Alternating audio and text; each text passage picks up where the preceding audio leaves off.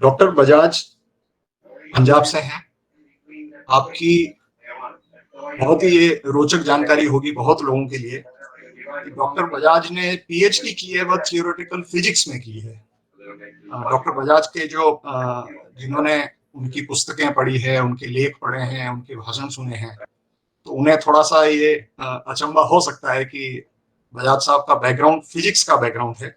आपने एमएससी की थी पंजाब यूनिवर्सिटी से 1973 में, और उसके बाद आप CSIR रिसर्च फेलो रहे फिजिक्स डिपार्टमेंट पंजाब यूनिवर्सिटी में।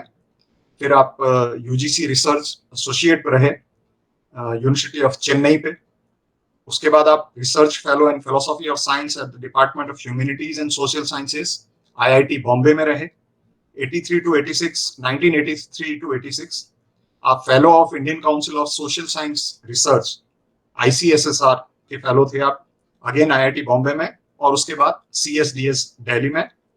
फिर आप पत्रकारिता में सक्रिय हुए, पत्रकारिता से जुड़े, और 1986 से लेकर 1989 तक आप जनसत्ता से जुड़े रहे। जनसत्ता में आपने उस समय अनेक विषयों पर लेख लिखे। उसके बाद आप फेलो के रूप में जुड़े PPST फाउंडेशन चेन्नई से।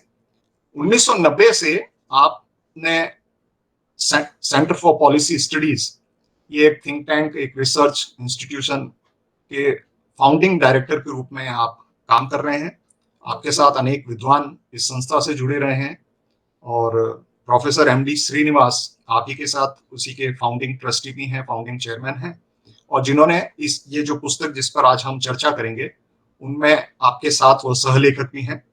आप डॉक्टर जितेंद्र बजाज मेंबर रहे हैं advisory board council of scientific and industrial research CSIR जिसे जानते हैं। आप मेंबर रहे हैं ICSSR के। आप मेंबर रहे हैं governing body national council of rural institutes. आप मेंबर रहे हैं Indian institute of advance studies. Member रहे हैं governing board centre for studies in social sciences Calcutta. आप सदस्य रहे हैं research council national institute of science technology and development studies CSIR। आप expert group on environmental standards ministry of environment के भी आप सदस्य रहे हैं। एरियाज ऑफ स्पेशलाइजेशन, जैसे मैंने बताया, आपकी PhD तो थियोरेटिकल फिजिक्स की है। उसके बाद आपने गहरा अध्ययन किया, शोध किया scientific and technological traditions in India, तो उस पर आपका गहरा अध्ययन है और काफी लेखन है। और उसके साथ साथ आपने कई वर्षों से इंडियन सोसाइटी, इकोनॉमी और पॉलिटी पे बहुत अध्ययन किया है, लेखन किया है। आपकी जो प्रमुख पुस्तकें पब्लिश हुई है उसमें एक पुस्तक हिंद स्वराज आपने 2012 में लिखी। उसी पुस्तक का काम आपने इस पुस्तक के लेखन में आगे बढ़ाया है। फिर आपने एक बहुत महत्वपूर्ण और स्टडी की, scheduled tribes of India religious demography and representation. ये एक महत्वपूर्ण आपकी पुस्तक रही। इसके अलावा जिसपे सबसे ज्यादा देश में चर्चा हुई वो आपका एक अध्ययन था रिलीजियस डेमोग्राफी ऑफ इंडिया। यह आपने 2003 में आपने AP जोशी जी और MD श्रीनिवास जी के साथ मिलकर ये एक बड़ा महत्वपूर्ण अध्ययन किया, और जिसपे देश में काफी चर्चा हुई कि डेमोग्राफिक पॉपुलेशन जो ग्रोथ है उसके कारण क्या क्या बदलाव आ रहे हैं देश में। ये आपका बहुत महत्वपूर्ण स्टडी थी। इसके अलावा आपने 2001 में timeless India resurgent India, celebration of the land and people of India, एक महत्वपूर्ण पुस्तक आपने लिखी। Restoring abundance, regeneration of Indian agriculture to ensure food for all in plenty, यह भी बजाज साहब ने MD श्रीनिवास जी के साथ यह Indian institute of advanced studies Shimla में के लिए ये पुस्तक लिखी। फूड फॉर ऑल, इस पुस्तक का आपने संपादन किया 2001 में। अन्नम बहु कुर्विता, recollecting the Indian discipline of growing and sharing food in plenty, ये आपकी 1996 में हिंदी में और 1998 में तमिल में यह पुस्तक MD श्रीनिवास जी के साथ लेखन में। Ayodhya and the future India 1993 की आपकी पुस्तक है।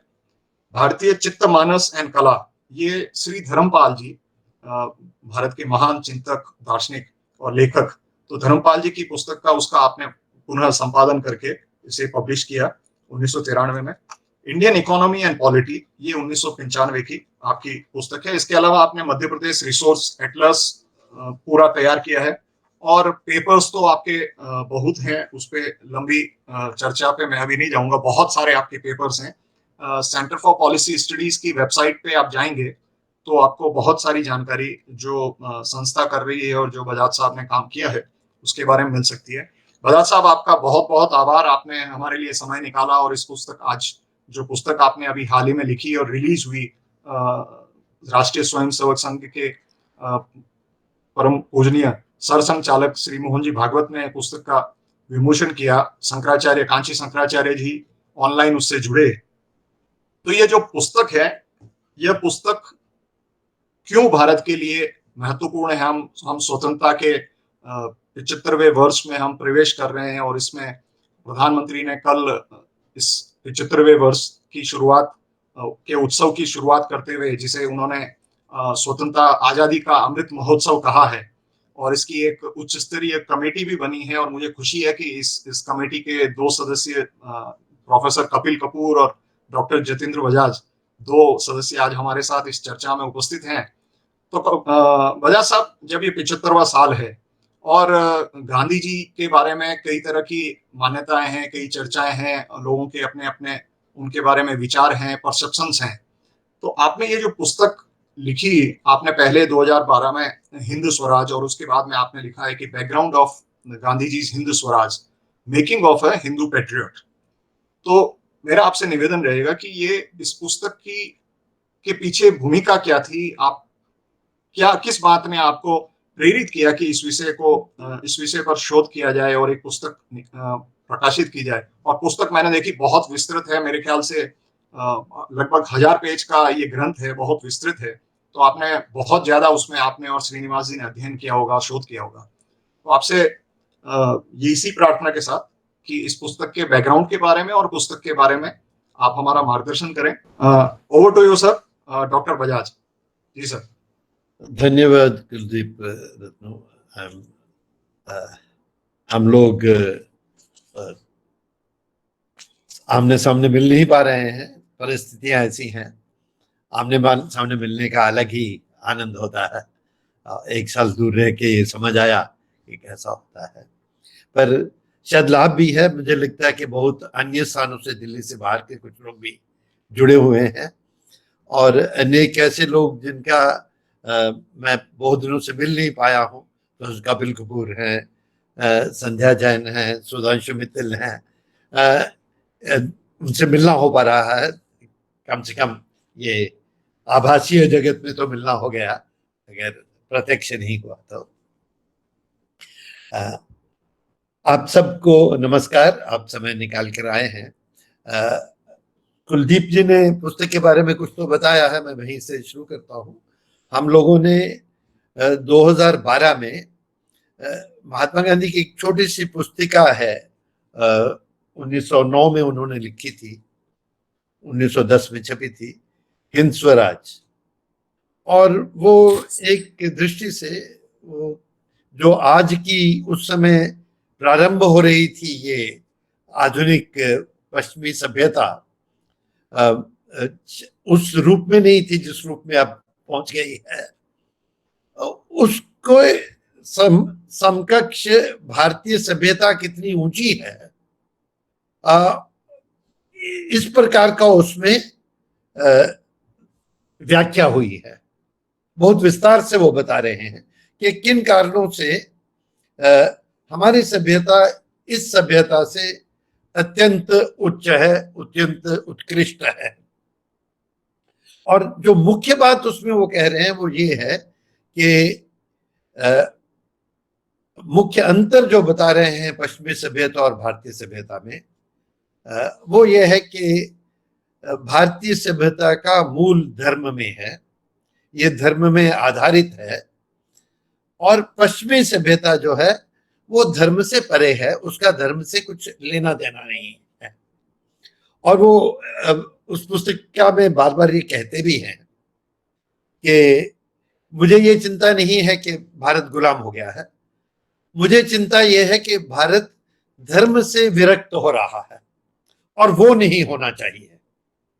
तो ये उस पुस्तक का मूल संदेश वो है। और बहुत सारी बातें वो कह रहे हैं कैसे अंग्रेजों से लड़ना है, उसका उपयुक्त मार्ग क्या होगा, उसके बाद जो भारत बनेगा उसका किस प्रकार की दशा और दिशा उसकी होगी, वो सब भी चर्चा करते हैं। छोटी पुस्तक है, पर उसका मुख्य प्रेष्य बात यह है कि जिस सभ्यता से हमारा मुकाबला हो रहा है वह सभ्यता धर्म से परे है और भारतीय सभ्यता धर्म में निष्ठ है, धर्म में आधारित है। तो हमने उस पुस्तक का जो उन्होंने, वो बहुत बार छपी है, उसके बाद उन्होंने खुद ही उसका अंग्रेजी में अनुवाद किया था फिनिक्स से, पर नवजीवन में अनेक बार छपी, अनेक उसमें परिवर्तन होते गए। तो हम लोगों ने ये प्रयास किया था कि जो उन्होंने अपने हाथ से जो मैन्युस्क्रिप्ट लिखी थी गुजराती में, वो इंग्लैंड से दक्षिण अफ्रीका जाते हुए रास्ते में लिखी थी, उससे प्रारंभ करके उसको फिर हमने गुजराती में भी छापा, फिर गुजराती से उसका हिंदी किया मूल गुजराती से, और जो उनकी मूल अंग्रेजी थी उसको भी लिखा। एक वो अच्छा उसका ऑथेंटिक एडिशन हम लोगों ने बनाया था। और 2012 की बात है, तो उसका लोकार्पण भी उस समय तो नरेंद्र मोदी जी वहाँ मुख्यमंत्री थे अहमदाबाद में, तो परम पूजनीय सरसंघचालक और श्री नरेंद्र मोदी जी दोनों थे जब उसका वहाँ लोकार्पण हुआ था। तो जब हम उस पुस्तक को कर रहे थे तो हमें ये लगा कि इस विचार पर, जो विचार उन्होंने हिंद स्वराज में व्याख्या की है, जिस विचार की, उस पर महात्मा गांधी पहुंचते कैसे हैं, इसका अध्ययन होना चाहिए। तो इसलिए हमने जब से जो उनके कलेक्टेड वर्क से, महात्मा गांधी लिखते बहुत लिखते थे। मुझे लगता है कि 1888 से लेकर उनके अंत तक प्रतिदिन कुछ पन्ने तो वो लिख ही देते थे, और जो भी वो लिखते थे वो सामाजिक महत्व का होता था, ऐतिहासिक महत्व का होता था। ये बहुत, मुझे उन्हें पढ़ते हुए हमेशा ये लगता है कि ये तो बहुत ऊंचा अनुशासन है कि हर शाम को आप बैठ के कुछ पन्ने लिख डालते हैं, जो जो दिन में हुआ उसकी बात कर लेते हैं। पर उनका जीवन ऐसा था कि जो वो करते थे वो लिख देते थे, पर जो कर रहे थे वो लगातार इतिहास ही बना रहे थे। तो हमने उनका collected works largely, we started from the beginning and up to the writing of Hind Swaraj and up to the time he came back to India, which is 1915. तो उस पीरियड का जो उन्होंने लिखा है उस सारे को एक बार देखा, और उसके आधार पर we try to reach this conclusion कि what is making him write a book like Hind Swaraj. उसमें से ये जो पुस्तक हमने लिखी है उस पीरियड में से अधिकतर उन्होंने जो लिखा है, जो उपयुक्त उद्धरण है, proper extracts we have collected and organized in different ways, and then tried to see what story these extracts are telling. So one thing which we found fascinating while reading through his work, and it is very, very educative, very fulfilling to read Mahatma Gandhi, especially his earlier period. What we realized, or what struck us strongly, was that in all his writing from almost the beginning, one fact, एक भाव जो सर्वदा उनमें दिखाई देता है वो धर्मनिष्ठा का भाव है। The whole life seems to be an exploration into being religious and to understand religion. तो मैं अभी कुछ, जितने अपने में समय है, मैं कुछ बताने के प्रयास करता हूं कि हम लोग ऐसा क्यों कह रहे हैं। महात्मा गांधी पोरबंदर में पैदा हुए थे, काठियावाड़ में पैदा हुए थे, छोटा गांव है, राजकोट में उनकी शिक्षा हुई, परिवार छोटा नहीं था, परिवार तो प्रधानमंत्रियों का परिवार था, दीवानों का परिवार था, पर स्थान छोटा ही था। और हमारे जो छोटे स्थान हैं भारत के, उनमें पहले भी और आज भी घरों में धार्मिकता का एक स्थिर भाव तो रहता ही था। घर में भी होता था और वहाँ के पब्लिक स्पेस में भी धार्मिकता का एक भाव होता था। तो first indication of his interest in religion or his religiosity you start getting from his earliest days, and that religiosity is what he would have learned from her mother, who will be fasting every other day, like most of our mothers do or used to do. He would have learned from Bhagavad Kathas, which were happening all the time, at least once in a year, in most towns of India. 10 days of Bhagavad Katha used to be done. He would have learned it from her maid, who will always tell her various Puranic stories. So this kind of atmosphere is what used to be part of small town living in India. It may be so even today, at least in some part of India, but this was the India till, I think, if I remember correctly, till even up to the point when I was young, when I was in a small town. Even now, Ratnaji was saying when that I have written resource atlases of the various districts of Madhya Pradesh.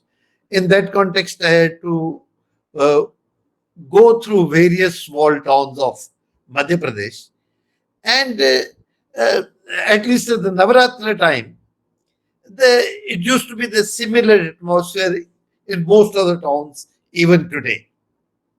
So that is where his religious learning begins. But the religion that he learned there, वो सहज हिंदू भाव था। उसमें सहज हिंदू भाव क्या अर्थ है कि उन्हें कुछ पढ़ना नहीं पड़ा था उसको सीखने के लिए। ये समाज, वहां का जीवन था ही ऐसा, और वो जो साधारण जीवन है वही सहज हिंदू भाव है। और उसकी मुख्य बातें यही होती हैं कि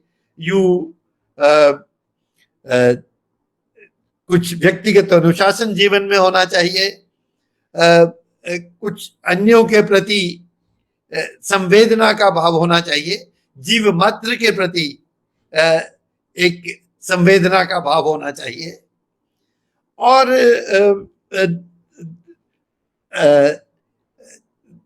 मितव्ययता होनी चाहिए। ये चीजें सहजता से हम लोग अपने परिवारों में सीखते थे, ऐसे ही उन्होंने सीखी, अपनी माँ से सीखी, इन सब से सीखी। But when he grew up, he completed his matriculation.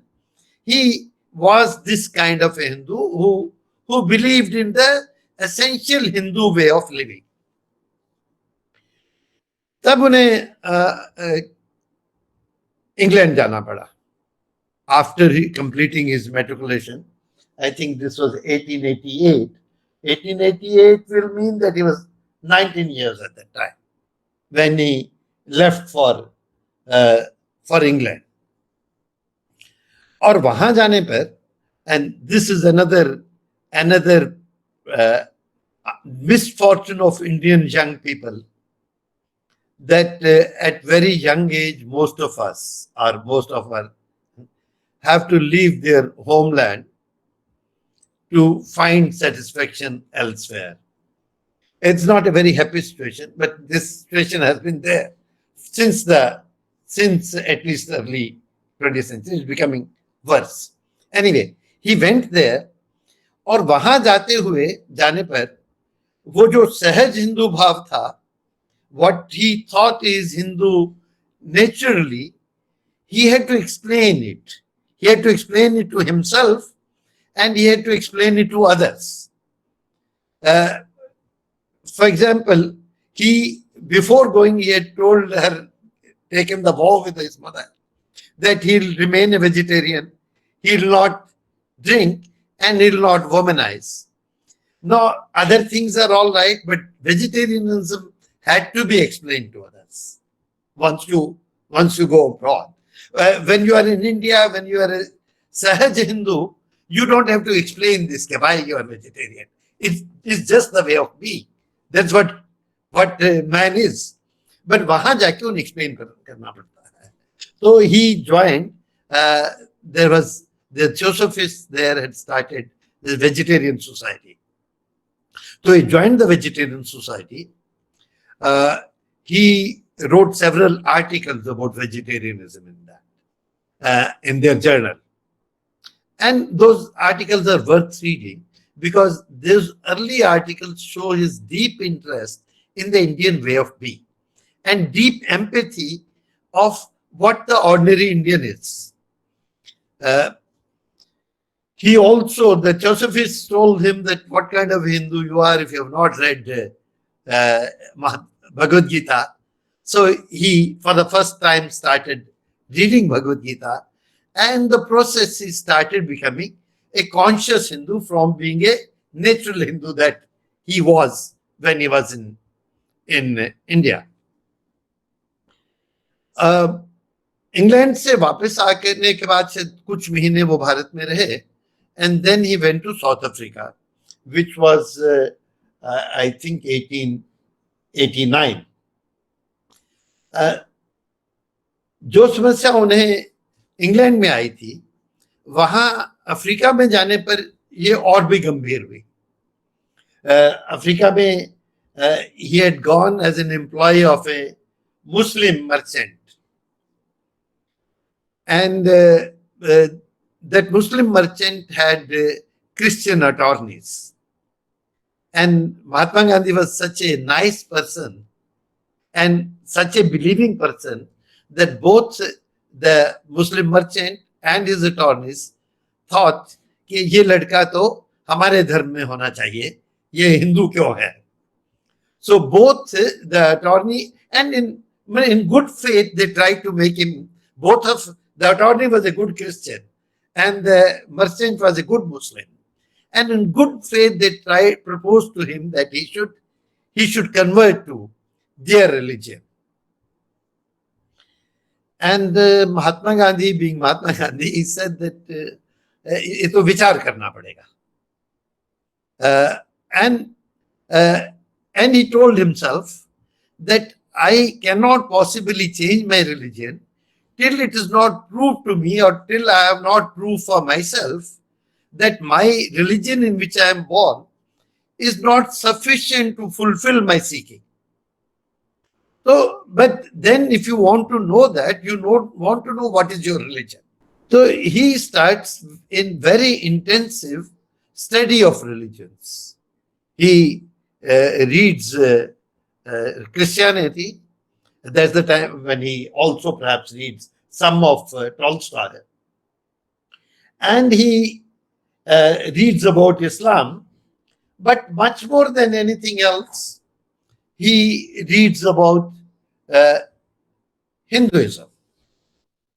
And his urge to learn about Hinduism is such that in that period of 3, 4, 5 years, he would have read through perhaps a very large part of the Hindu corpus, or what is the Indian religious classical corpus.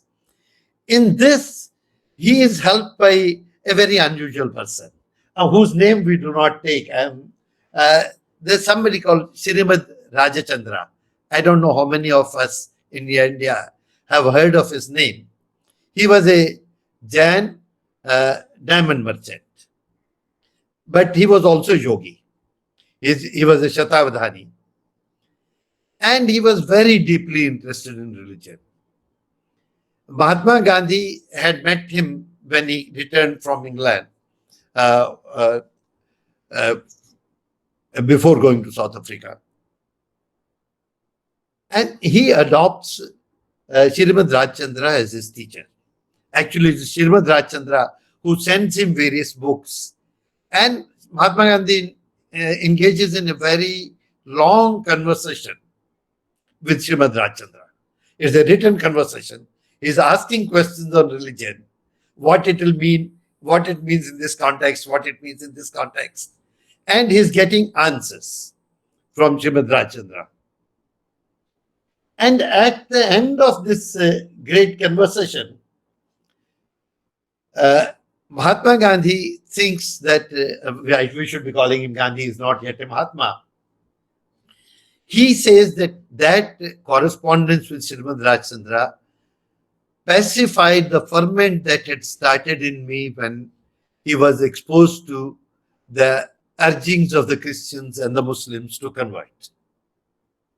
He's saying there was a religious ferment that arose in me, and that got pacified when he had this long correspondence and conversation and wrong reading of the Indian classical texts, and came to the conclusion that he is quite satisfied. He can do whatever he needs to do with his life through his own dharma. He says that one sentence of Srimad Rajchandra in one of his letters is what finally pacified him. And that sentence was that on a dispassionate view of the question, I am convinced that no other religion has the subtle and profound thought of Hinduism, its vision of soul, or its charity. Having learned this from Srimad Rajchandra and himself come to this conclusion, from that day onward, Mahatma Gandhi he had started by being a natural Sahaj Hindu. He becomes a Vidvita Purna Hindu. He becomes a Nishtha Purna Hindu. He becomes a committed, erudite, scholarly Hindu in the first 5 years of his stay in South Africa. And this all what he is saying. It's not that. In fact, in 1905, he becomes so confident with his religion that gives a series of lectures to the Theosophists in Johannesburg. There's the Masonic Lodge in Johannesburg where he gives his lectures. Those 5 lectures of his on religion is what they call. They're worth reading. But what is interesting about those lectures is, one, that in one of the lectures, he compares Hinduism with Islam and mentions that Islam found foothold in India through violence, through the sword, to which the Muslims, after South Africa was the important people, Indians there were all Muslims. So they get very angry. He tries to convince them in various ways that he holds nothing against Muslims, but they never forgive him for this. The kind of correspondence that goes on between him and the Muslims there in that period, because he made that statement, is worth reading. The other important thing is that after giving those 5 lectures, he tells his audience that if... So what I was saying was that those 5 lectures that he gave in Johannesburg, they're important in different ways, but there are 2 important things that happened. The first was that during the lectures, he had mentioned that that Islam spread in India through violence, through the sword, and that it was mostly adopted by lower castes. And to this, the Muslims in South Africa, were the most important Indians. So they took strong objection to it. Mahatma Gandhi tried to explain in different ways. He tried to tell them that I don't think what we call the lower castes are low in any manner. And I don't think that bravery is not an important attribute of humanity. We lack it, you have it. But the Muslims were very angry with him for that one statement. There's a continuous correspondence for several months on that question with him from the Muslim leaders.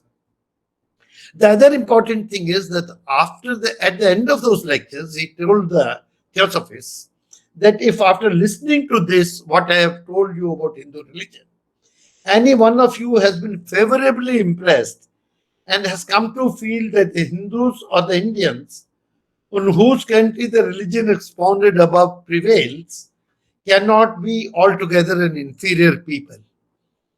It was not my intention to preach you a sermon, neither I am fit to do so, but if it has produced any favorable impression on your mind, I would appeal to you to let my brethren have its benefit and defend them whenever they are maligned.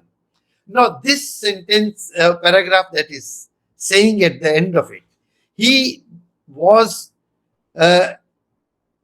very clear from the beginning that his seeking is for moksha. His seeking is a religious seeking. But this seeking he must fulfill through the service of his people. So even when he's giving these 4 lectures or 5 lectures, it must be for the sake of his brethren, that it must prove that his brethren must not be the Africans must not have a prejudice against them, that they must be they must have the benefit of doubt of Hinduism being great. In fact, at one point he says,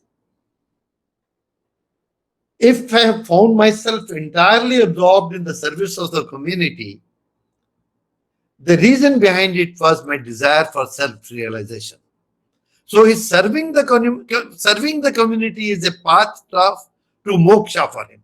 And that also he decides very early. I felt that God could be realized only through service, and service for me was service of India.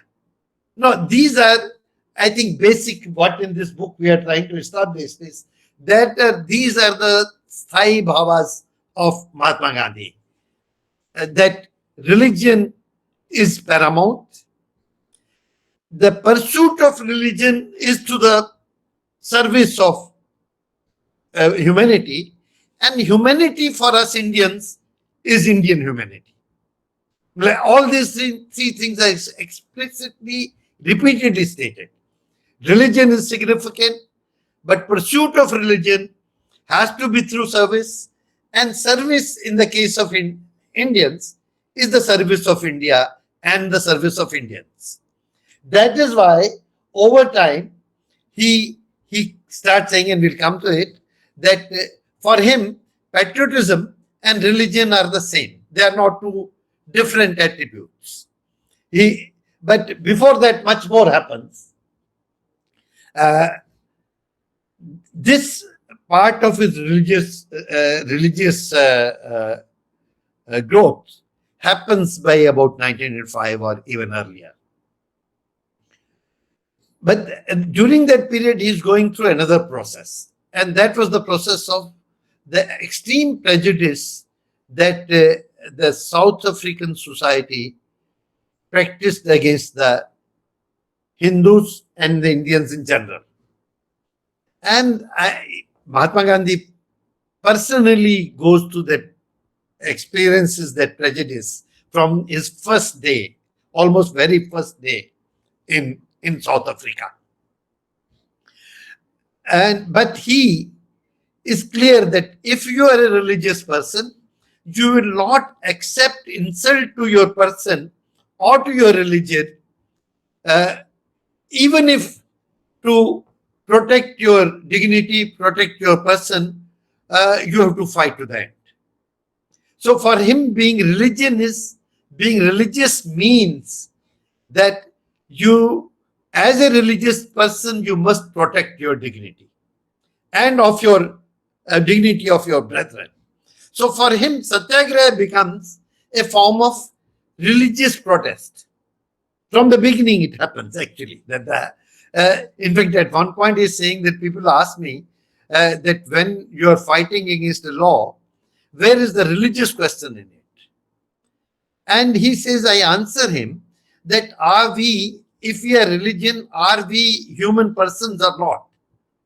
And if my human person is being not given the due dignity, is it a religious question or not? So from the very beginning, and says that the dogs cannot be religious. Men are religious because men are able to protect their dignity. So the fight for freedom, fight for the dignity of Indians in South Africa, and fight for freedom for in India for him is a religious fight. It is part of being religious that you do not allow your freedom or your dignity to be touched. And all of you do it not only for yourself, you do it for your country, you do it for all your brethren. And this is extraordinary, and he is continuously developing this. This is the second thing. The third thing which happens, as I said in the beginning, that for Indians, austerity is part of religion. Mitvayata is a part, ordinarily a part of religion. But we also know that moksha is achieved through tapas. Moksha is not merely ordinary living, that the religious pursuit must ultimately involve some penance, some tapas it must involve. And Mahatma Gandhi actually goes through immense tapas in South Africa. When the Satyagraha is launched, I think from 1908 beginning to the first, I think about May of 1909. In that 1.5 years, I think he spends about 8 months in prison. It is 8 months in prisons. And prisons in South Africa are very difficult. For one, you are classified there with the natives, and you get the food what the natives get. And if you are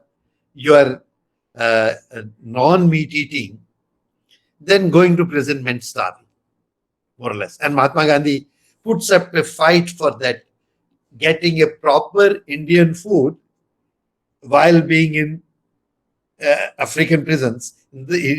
He continuously makes that fight and continuously insists that, in fact, this is very interesting, he insists that there cannot be an Indian diet without ghee. And that is why we must be given at least 60 milliliter of ghee. The Indian prison diet must include this. And for this he fights all the time when the Indians are in prison, he is fighting on this issue. And he actually succeeds. That Indians must be Indians if they are in prison. Ghee is an essential part of their diet, and without that they cannot survive, and so they cannot be denied that. But personally, for him, starving was not the issue. Personally, was the first prison was not very serious for him. The second prison experience was extremely difficult. He was made to break stones on the streets of Foxhurst. On the roads of Foxhurst, he was made to break stones. And there's those experiences that we described. In fact, the situation was so bad that the issue got raised in the British Parliament at that time, that this is what is being done to Indians who are essentially political prisoners. He was made to walk on the streets in a convict's dress, in handcuffs. And he was put for one day, he was put in a cell where he was afraid of being sodomized. He could not sleep all night because the people near him were intent on sodomizing. That was the kind of prison life he had.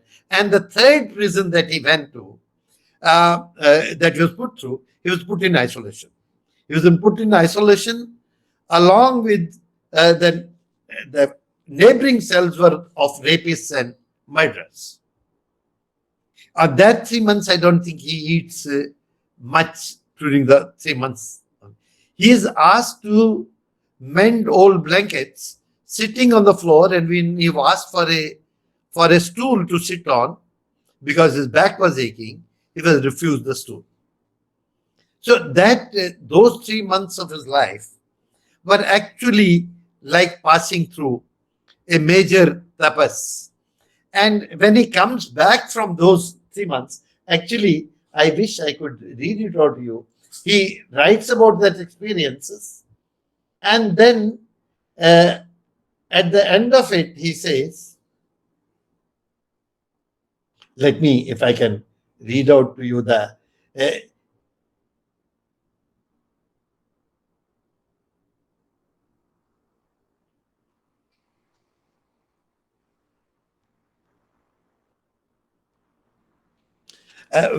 Writing about his experiences in prison, he closes that chapter by saying, "अलख नाम धुन लगी गगन में, मगन भया मंदिर में राजी, आसन मारी सुरत दृढ़धारी, दिया अगम घर डेरा जी." If you read that essay, actually you feel that he has now felt he has seen the God sitting in his open skies in the universe. He has felt his presence within himself.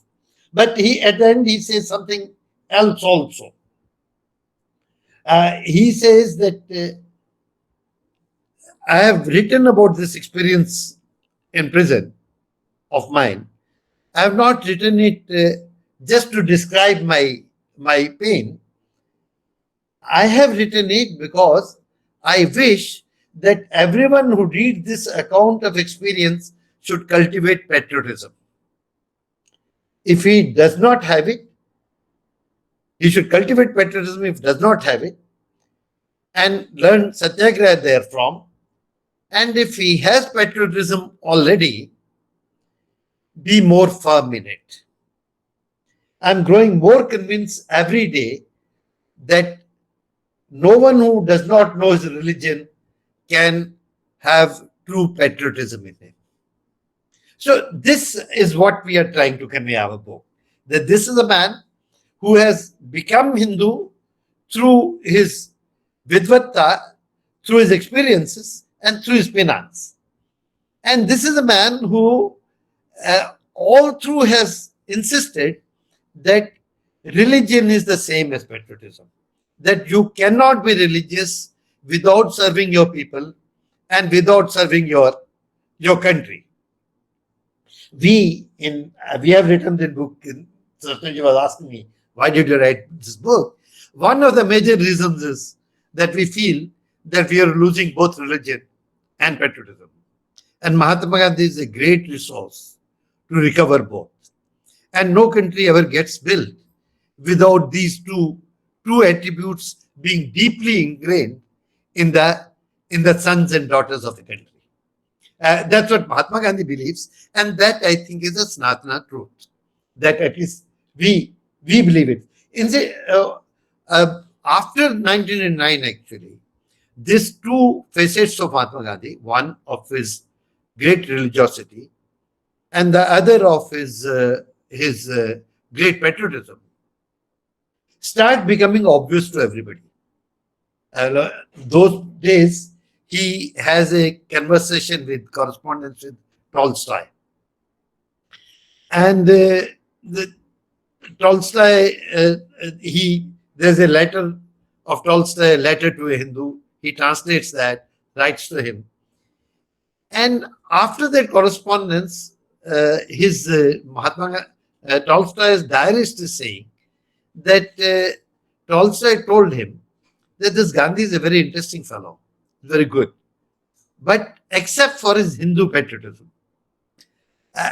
And this Hindu patriotism for Tolstoy is a problem, because Tolstoy is a Christian and Tolstoy is a universalist. So he finds both Hinduism and patriotism problematic. And Mahatma Gandhi later writes in one of his essays that it is being said that I am a Hindu patriot or something like that. But this is what I am. What I am is my Hinduism, And what I am is my love for the country. There's nothing else to it. This is as simple as that, he puts it.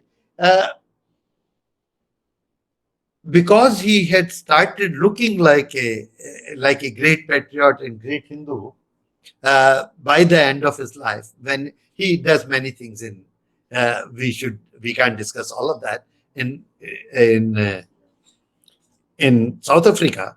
But the day he leaves South Africa, this was in 2014 middle, he is leaving South Africa. The day before that, there are two meetings held during those days of Hindus. And in both of those meetings, one is in Verulam and one is in Durban, both of them, they give him a written address. And in that written address, he is addressed as Shriyut Mahatma Gandhi, Deshbhakta Mahatma.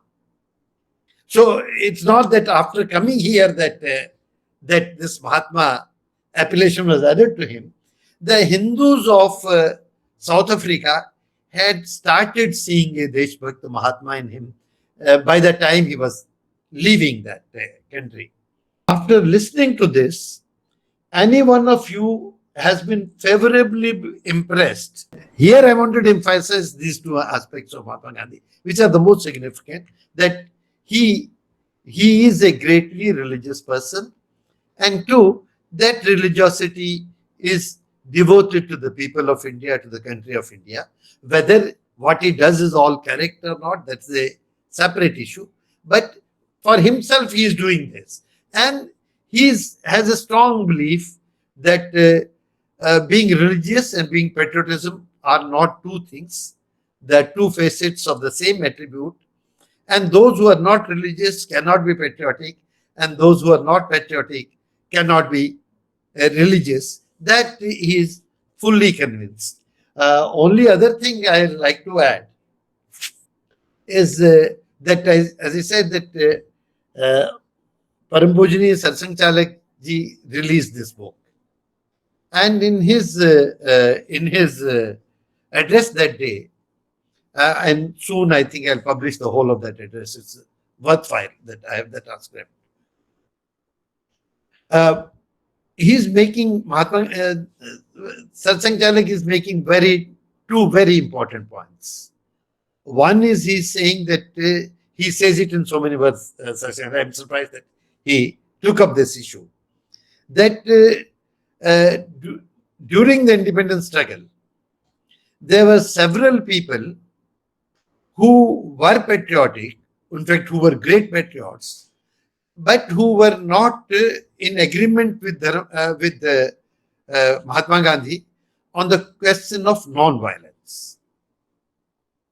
And the Satsang Chalak said that those people who were not in agreement with him, I agree that they were great patriots, and they may have been right at that time. But today, after independence, I am saying that Mahatma Gandhi's non-violence is even more significant than it was in the period before independence, because today there's nobody here against whom we need to exercise violence. There's no foreigner in India against whom India needs to exercise violence. So today non-violence is even more significant in our society, and so Mahatma Gandhi is even more important today than he was pre-independence. The other issue he raised was, and this is what he concluded by, and he said that you cannot understand Hinduism without understanding Gandhiji, and you cannot understand Mahatma Gandhi without understanding Hinduism. I think both formulations that Param Pujaniya Satsang Chalak ji made that day, I think we all need to think about those formulations. I'll close at this point. Thank you, sir. Thank you very much. Very elaborate introduction about the background of, you can say, Gandhiji's Hindu Swaraj. One question which I want to raise before anybody in our audience comes with their own queries. what was his opinion about Western civilization and particularly about Christianity? How, because it was a huge influence on him, and how he developed, or his own, you can say, we can say his own defense mechanisms and his own confidence in Hinduism. In the whole of Mahatma Gandhi's writing, I have not found any strong words about most things he doesn't write strongly. But in his writing, you see a strong distaste of Christianity, which he says he developed from early childhood. No, one of the reasons we wrote this book was because this Irfan Habib, I was once listening to him, and he said that it was in Gandhi Peace Foundation, their annual lecture, and he said that in Mahatma Gandhi's makeup, there's nothing Hindu. All of it is either from Christianity or from Islam. And Mahatma Gandhi, in his autobiography, actually, he's saying that in Rajkot, in his school days, he learned from his father, because father he had to have relationship with various people, that he learned to be tolerant of all religions. But I developed a distaste for Christianity. Because when I saw, and the examples he gives, that the missionaries standing on the roads and abusing, he says they used to stand outside the school and abuse Hinduism. And then he writes about the experience of one person from his town who got converted, and the way he gave up the kinship with his own people. So this idea that Mahatma Gandhi was greatly influenced by Christianity is a odd idea which has been put into our head. In fact, I feel sad that every other day we say Tolstoy was the teacher of Mahatma Gandhi, that he was his guru. And Mahatma Gandhi says that if there is any guru in the religious field I have, is Srimad Rajchandra. And Tolstoy is, in fact, he says that I have not reached far enough in my spiritual journey to deserve a guru, because guru is granted to only somebody who has arrived at some point. But if anybody whom I can place at the place of a guru, it is Srimad Rajchandra.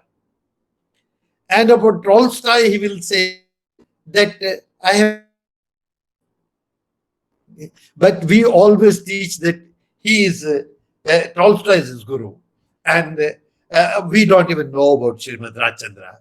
So that was one question you had about influence Christianity. I think Mahatma Gandhi is concerned about Vaishnava Bhava. He is a Vaishnava. Is concerned about Vaishnava Bhava, which essentially means having Jiva Matra ke prati Nishtha Shraddha Daya ka bhav rakhna. And wherever he finds this Vaishnava Bhava in Christianity, he adopts it. Where he finds Vaishnava Bhava if anywhere, in Islam, I don't think he's mentioned it anywhere, that he adopts it. That he has learned anything from these two religions, I will be extremely doubtful. At least there's nothing in his writing, in his growth, which can show that he was influenced by. He appreciates wherever he sees Vaishnava Bhava. He appreciates wherever he sees Seva Bhava. But that he'll appreciate anywhere. But that he has learned these things from those religions.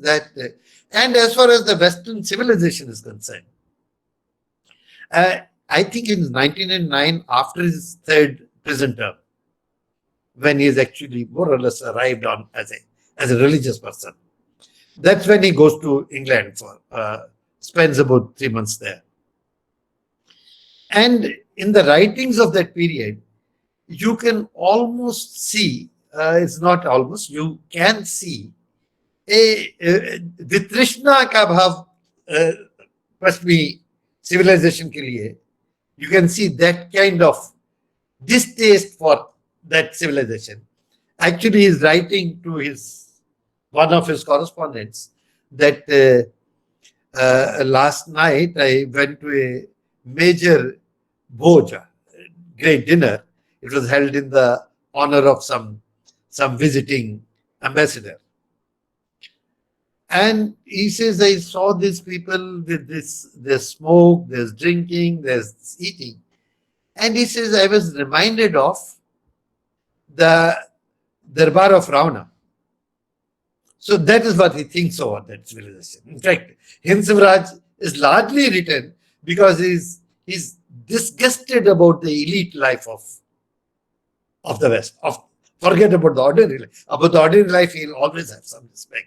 But the elite life, he is telling himself repeatedly, why am I wasting my time amongst these people? It will be better to be in the prisons of South Africa than to be sitting in this high society drawing rooms. Professor Saab, Jitendra ji, namaskar. It was a wonderful experience listening to you, sir, after quite some time.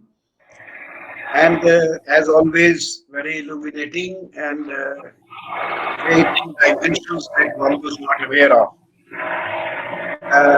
मुझे आपसे ये चाहिए illumination चाहिए कि जैसे आपने portray किया कि गांधी जी का वो बिगिनिंग में जो उनका almost identifying himself as a Hindu and then a patriotic Hindu.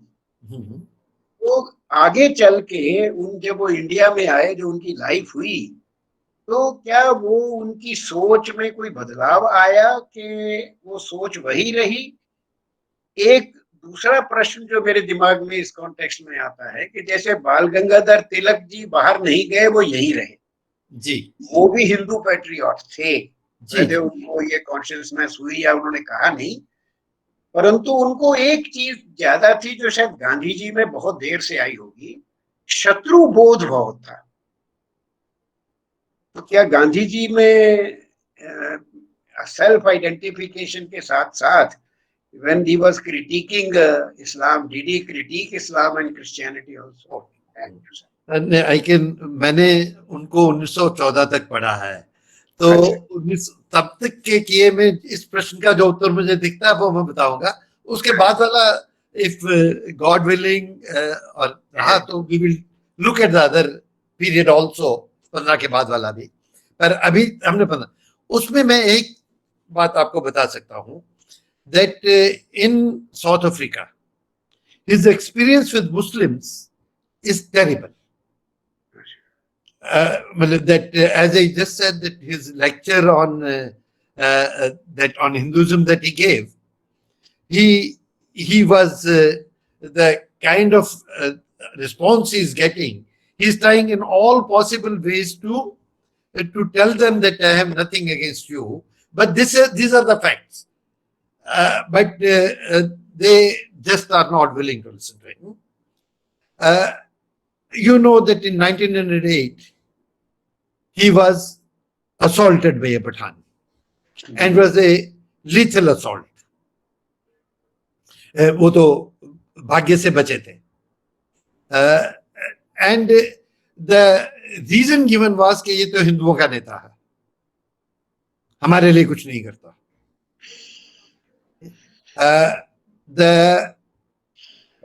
He was once again, they tried to assault him, but that time, and this is the first time I have seen that he's saying कि मैं बच गया क्योंकि stage पर एक बंदूकधारी बैठा था, नहीं तो ये उस दिन तो मुझे मार देते. Well, this is written in his I was shocked that he is writing this. And the worst of it, when he's leaving, I told you that there were several farewell meetings were held. And the farewell meetings where the Indians in general participated, he was being called Deshbhakt Mahatma and being highly eulogized. That time the Muslims insisted asking him to come for a farewell meeting of theirs. And that farewell meeting is an inquisition. It's all there. It's actually an inquisition where they're telling him कि तुमने हिंदुओं के लिए ये किया, हमारे लिए कुछ नहीं किया.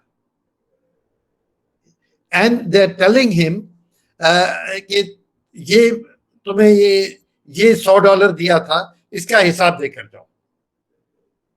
In a public meeting, this is happening. Okay? So that Mahatma Gandhi did not know. I don't think anybody has experienced the Muslims, personal experience of Muslims, and any one of other leaders of ours or any one of us. We haven't had that kind of experience with Muslims that Mahatma Gandhi had there in South Africa. But in fact, my strong feeling is that his last satyagraha, his first satyagraha, his first three, largely because these were satyagrahas for the cause of the merchants of Indian merchants in South Africa. And so most of them were led by the Muslims and were for the Muslims. And that's what he's saying. The last satyagraha he carried was for the miners. And they were mostly, miners were all Hindus. And it had much larger numbers. And my feeling is, at least he didn't want to leave Africa without leading a Hindu satyagraha there. Okay? And it was large numbers, maybe 4,000 or 5,000 people who. And in that he found the Tamils most interesting. He started learning Tamil language also. He found the Tamils the most devoted to him. But आपका प्रश्न तो जवाब नहीं हुआ, पर इस period से जितना हमें समझ आता है, इतना मैं निश्चित हूं कि वो जानते हैं इस्लाम क्या है और मुसलमान क्या है. वो नहीं जानते ऐसा नहीं है. उनको भुक्तभोगी हैं उसके, बट वो उसको वहां भी उनको ये स्पष्ट है कि मुसलमानों को साथ लिए बिना स्मट्स से लड़ा नहीं जा सकता. और मुसलमान तो स्मट्स के साथ जाके बात करते हैं.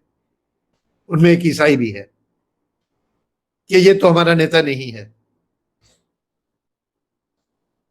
तो ये तो भारत की परिस्थिति है जिसमें हम फंसे, उसमें निकलने का रास्ता कुछ उन्होंने दिखाया, कुछ हम निकाले. प्रश्न है कि एक अवधारणा हिंदू पेट्रियोटिज्म की, हिंदू स्वराज की महात्मा गांधी ने दी और एक स्वामी विवेकानंद ने दी. तो इन दोनों में आप क्या फर्क देखते हैं? मतलब महात्मा गांधी की जो अवधारणा है उसमें क्या नया है, क्या बदलाव है जो स्वामी विवेकानंद बात कर रहे हैं? बहुत कठिन प्रश्न है. महात्मा विवेकानंद को मैंने उतना नहीं पढ़ा है जितना महात्मा गांधी को पढ़ा है, बट मुझे लगता है मेजर अंतर जो है दोनों में, मतलब वो इस डेफिनेशन की बात नहीं कर रहा. Both are greatly religious persons.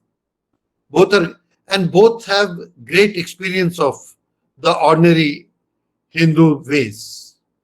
Both have great. मतलब मुझे ऐसा लगता है कि विवेकानंद के फॉर्मेशन में वो जो परिव्राजक रहकर भारत देश में वो घूमे, उसका बहुत उसमें से उनका जो एम्पैथी निकलती है, that is what is deep. और मुझे लगता है कि उन दोनों के भाषा में अंतर है. That Mahatma Gandhi has red almost all of the classical Indian texts, as I said, but most of the time he writes in day-to-day simple language, doesn't quote texts of that kind. Like if he quotes only the Sant Bhakta Santas of Gujarat, which he seems to memorize. Their poetry he seems to memorize in very largely. He is able to write continuously in every other article. He is able to quote some great sant of the Gujarati Bhakti tradition. Vivekananda ji he knows the Sanskrit tradition much more. He used that. But I personally don't believe there's any difference in the two. That the Sanskrit tradition and the Bhakti tradition, they're hardly different from each other. If the Bhakti tradition makes the Sanskrit tradition more late, takes it up the Tulsidas, after all. I'm just taking time. But I remember once in Ayodhya, I heard a प्रवचन किन्हीं का सुना था. किन्हीं का नहीं, ये जो महंत नृत्य गोपाल दास जी का. तो वो कह रहे थे, वो तुलसी जयंती थी, हम अपनी पुस्तकांना बहुकृत उनको उनके पास लेके गए थे.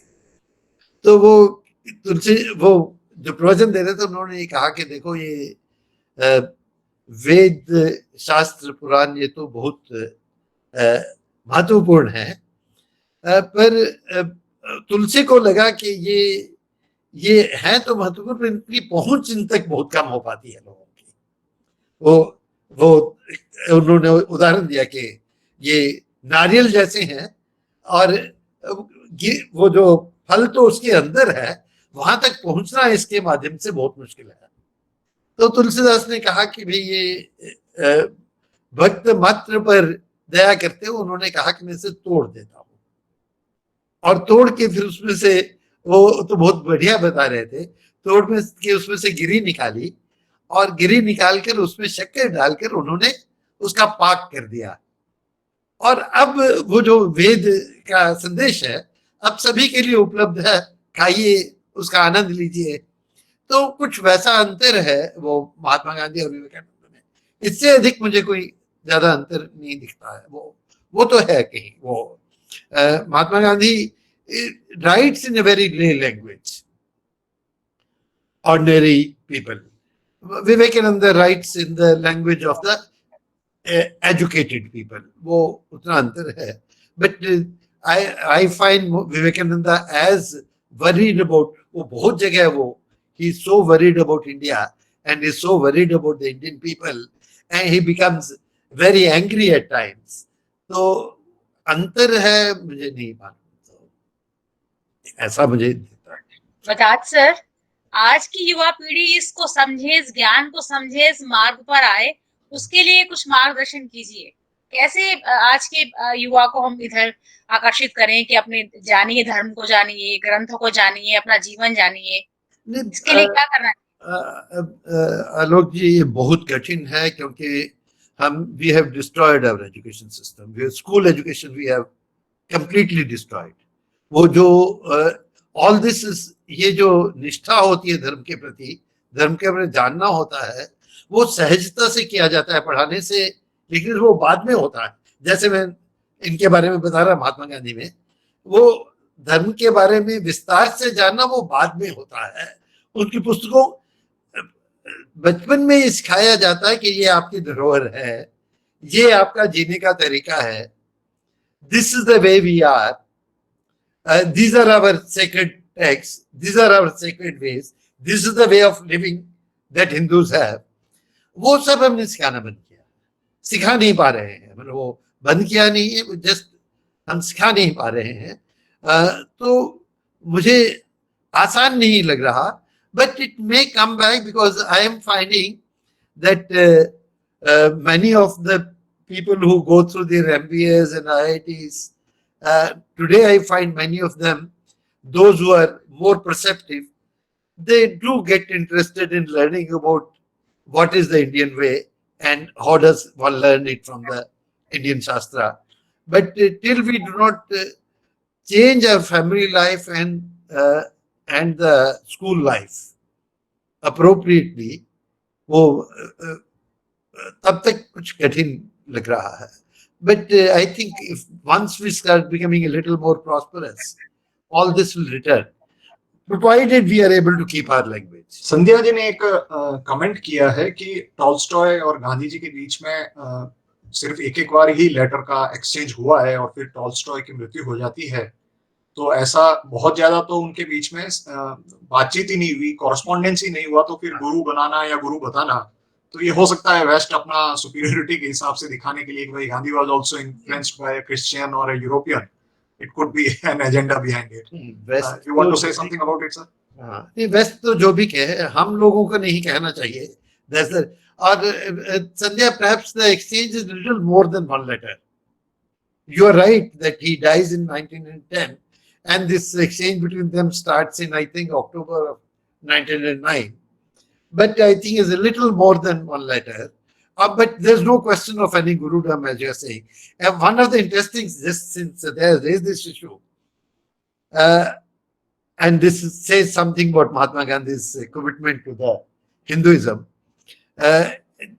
Mahatma Gandhi comes across that there's a letter to a Hindu that Tolstoy had written, and it come to somebody in England. Its translation, English translation, he comes across, and he wants to translate into Gujarati, and both Gujarati and English wants to print in large numbers and distribute. And after doing the translation, he writes to Tolstoy. That's the first letter, as she's saying, that I have come across this letter to a Hindu of yours. I want to, one, get your permission for publishing it and for translating it, and two, you confirm that this translation is correct. The English translation that I've seen is correct. And after that, he writes, because at some place in that letter to a Hindu, Tolstoy has written that Hindus must start believing in certain things. And one of those things is reincarnation. One more, तो महात्मा गांधी जो उन्हें लिखते हैं कि मैंने ये अनुवाद किया है, पर आपने ये जो लिखा है कि हिंदुओं को ये पुनर्जन्म को विश्वास नहीं करना चाहिए, कृपया आप इस शब्द को वापस ले लें, क्योंकि मैं यहाँ दक्षिण अफ्रीका में हिंदुओं के साथ, अपने भी लोगों के साथ काम कर रहा हूँ, और वो इतनी कठिन परिस्थितियों से निकल रहे हैं, और मुझे पक्का विश्वास है कि ये केवल इसलिए संभव हो पा रहा है कि they believe in reincarnation. They're willing, able to suffer all this today because they know that there is another life they can live. That is why I will request you to take back this word, or एक और शब्दों ने कहा. And this is very odd. Mahatma Gandhi is very young that time. Saying this to Tolstoy was impeached. और Tolstoy उसको जो जवाब देते हैं उनमें कहते हैं कि मैं तो इनमें से कोई शब्द वापस नहीं लूंगा, पर तुमने जो मर्जी है कर लो. और महात्मा गांधी जब उसको छापते हैं तो उन शब्दों को हटा के छापते हैं. तो that is the kind of relationship Mahatma Gandhi and Tolstoy. Sandhya, you're right, there's not too much of interaction with them. Lakshmi, you want to ask a question? Yes, sir. Please. Sir, you mentioned in your book that according to Gandhiji, associating education with English education was a grave error. Can you throw more light on that aspect? Mahatma Gandhi writes about, he's very concerned about language, extremely concerned. And he thought that this teaching children through English, he will think some kind of perversity, actually. But his interest in language was very deep. It was so deep that I think he's written almost everything in in Gujarati. Most of it he writes in Gujarati. He doesn't write in Marathi. But he, while talking about languages for his school in South Africa and later, I think his position is that all of us must learn our mother tongue and learn in our mother tongue. In addition to that, we must know our classical language. So he's saying, if you are Hindu, you must know Sanskrit. If you are Muslim, you should know Persian. But you must also know your classical. About Sanskrit is very clear that without learning Sanskrit, you will not become an Indian. So for a Hindu to learn Sanskrit is almost imperative. And he is very keen that we pay, and this is important, that we pay more attention to language. So he is saying that for this English spellings, getting our children to write English spellings correctly, we put so much of effort. but we put no effort in ensuring that we spell things correctly in our own language. About that, we are not concerned at all. And he's so concerned about that issue that he gets I think that's the only spellings dictionary in India ever published. He gets a Gujarati Jodani Kosh, a spellings dictionary of Gujarati, published in the 1920s. मेरा एक प्रश्न था before we conclude, Gandhi ji पूरा जो धार्मिक भाव में भी हैं, तपस्या भी कर रहे हैं, और फिर अहिंसा का जो दक्षिण अफ्रीका में जो उनके अनुभव रहे, फिर अहिंसा का उन्होंने सिद्धांत को आगे बढ़ाया, सत्याग्रह को लिया, इसमें उनकी अपनी जो शारीरिक दुर्बलता, क्योंकि वो he was not very physically strong person, और इसके कारण चाहे वहां दक्षिण अफ्रीका में ट्रेन के डब्बे से उनके साथ जो अनुभव हुआ, और उसमें मेरे ख्याल से आप उस पर भी थोड़ा लाइट अगर डाल सकें कि जन पब्लिक को इतना ही पता है कि उन्हें सिर्फ नीचे उतार दिया गया, लेकिन उससे पहले उनके साथ जो होता है, तो कहीं, और फिर आपने जैसे एक जेल का उदाहरण बताया कि वो पूरी रात सो नहीं पाए इस घबराहट में कि उनके साथ कुछ बुरा होगा, तो ये जो उनकी अपनी, जिसको हम सेल्फ कॉन्सेप्ट कहते हैं कि भाई अपने शरीर को, अपनी ताकत को समझते हुए कौन सा तरीका सबसे प्रभावी हो सकता है, तो इस तरह की अगर उनकी राइटिंग, इनिशियल राइटिंग्स में कुछ हो और उनके कुछ अनुभव हो जिससे उनका राजनीतिक जो औजार बना अहिंसा और सत्याग्रह, ऐसा कुछ मिलता है उसमें? नहीं, आई डोंट थिंक, मुझे तो नहीं कहीं दिखा that he is concerned of the fragility of physical person. ऐसा यहां तक तो नहीं है इस पीरियड में. ही हैज सर्टेन इंडाइजेशन और is slow eight bowel movement, but I don't think that it's the physical, no, that I think ahimsa is coming from Jamniyam से आ रहा है. वो शुरू से ही कह रहे हैं कि अभया अहिंसा are going together for him.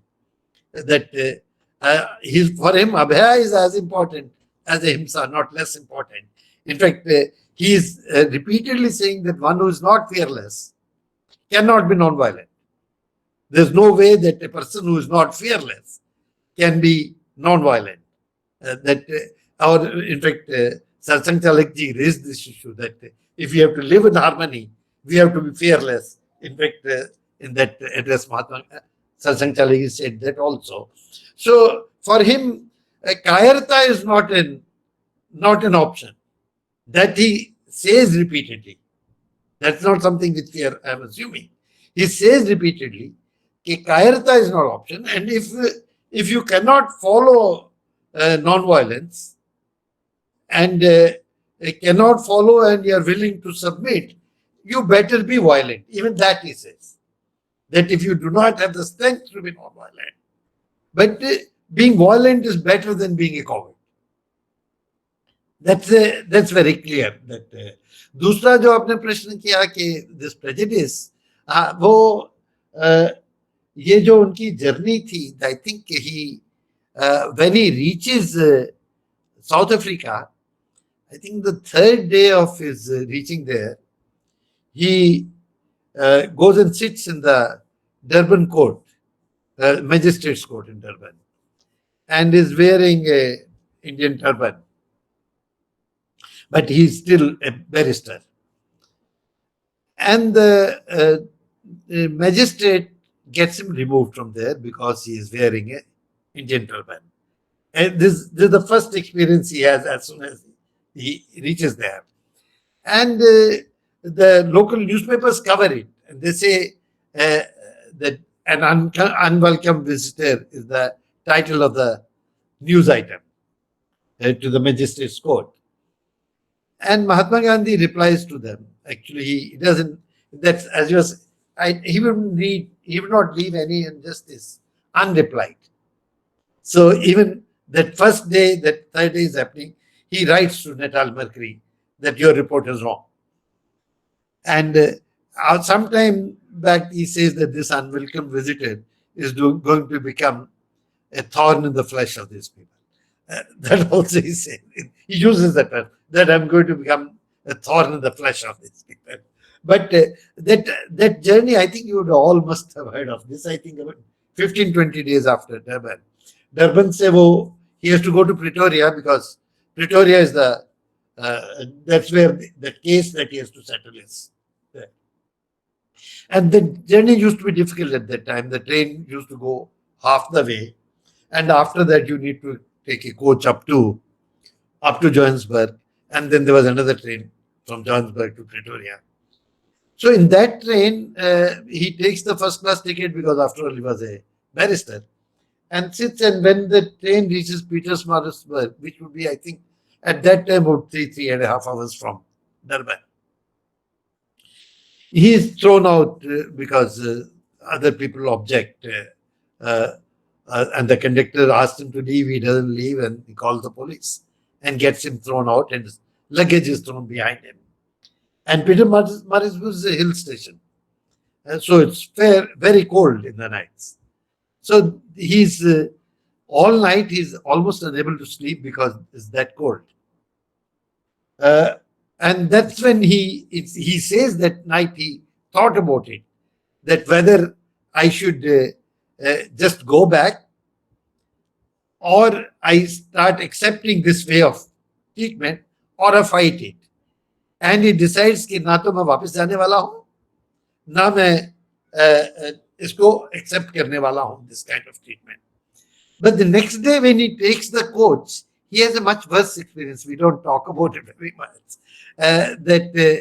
In the coach means the horse coach. तो उसमें वो उसके पास उसकी भी टिकट थी उनके पास, but the conductor, the coachman, wants him to sit not inside the coach but outside near the driver, क्योंकि अंदर अंग्रेज बैठे हैं. But क्योंकि उनके साथ वो पीटरमaritzburg वाली घटना हो गई थी, तो Mahatma Gandhi agrees to sit there outside. But after about 2 hours, this conductor wants to sit outside there because he wants to smoke. So he asked Gandhiji to sit on the footboard. Get down and sit on the footboard. And Mahatma Gandhi refuses. And the conductor actually boxes him on his ears. And Mahatma Gandhi is holding on to the footboard, and this person is being boxed. Some white people come to the rescue. So conditions in South Africa were extremely difficult. When he reaches Pretoria, he thinks that he can go to a hotel because his host had not yet arrived. And he enters a hotel and he's told, we are all full. They look at him and they tell, we are all full. And then he goes and recites this, what happened to him to his colleagues, or the employees of that Dada Sheikh. And they are laughing at him that how dare you do something like that. And he says, you may have accepted this, I'm not going to accept it. This happens right there. That I will have to fight this if I stay there. So the prejudice, in fact, that's one reason he starts becoming very suspicious about Western civilization. Because he thinks a civilization which can deal with other human beings in this manner, which doesn't grant the humanity of others, must be somewhere seriously wrong. And that he says in one of his speeches, and then again the Europeans beat him up in Durban. So this keeps